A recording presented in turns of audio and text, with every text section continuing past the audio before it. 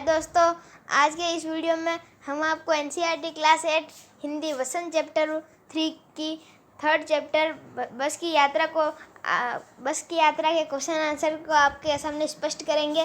प्रश्न अभ्यास। क्वेश्चन 1, कारण बताइए।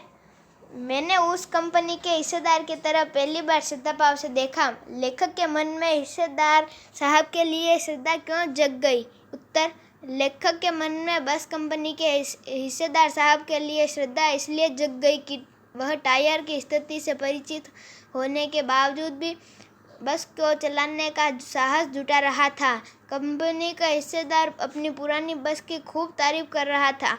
अर्थमोह की वजह से आत्म बलिदान की ऐसी भावना दुर्लभ थी जिसे देखकर लेखक हतप्रभ हो गया और उसके प्रति उनके मन में श्रद्धा भाव उमड़ता है। क्वेश्चन नंबर 2, कारण बताना है।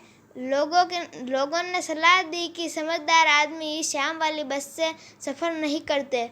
लोगों ने यह सलाह क्यों दी? उत्तर, लोगों ने लेखक को यह सलाह इसलिए दी क्योंकि वे जानते थे कि बस की हालत बहुत ख़राब है। बस का कोई भरोसा नहीं है कि यह कब और कहाँ रुक जाए।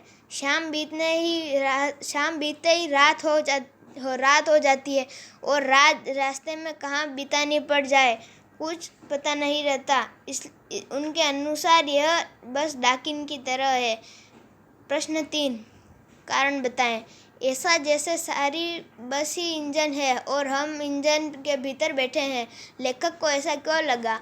उत्तर, जब बस चालक ने इंजन स्टार्ट किया तब सारी बस झनझनाने लगी। लेखक को ऐसा प्रतीत हुआ कि पूरी बस ही इंजन है, मानो वह बस के भीतर न बैठकर इंजन के भीतर बैठा हुआ हो। अर्थात इंजन के स्टार्ट होने पर इंजन के पुर्जों की भांति बस के यात्री हिल रहे थे। क्वेश्चन नंबर 4, कारण बताएं। गजब हो गया, ऐसी बस अपने आप चलती है। लेखक को यह सुनकर हैरानी क्यों हुई? उत्तर, बस की वर्तमान स्थिति देखते हुए इस प्रकार का आश्चर्य व्यक्त करना स्वाभाविक था। देखने से लग नहीं रहा था कि बस चलती भी होगी, परंतु जब लेखक ने बस के हिस्सेदार से पूछा तो उसने कहा चलेगी ही नहीं, अपने आप चलेगी। क्वेश्चन नंबर 5, कारण बताएं। मैं हर पेड़ को अपना दुश्मन समझ रहा था। लेखक पेड़ों को अपना दुश्मन क्यों समझ रहा था?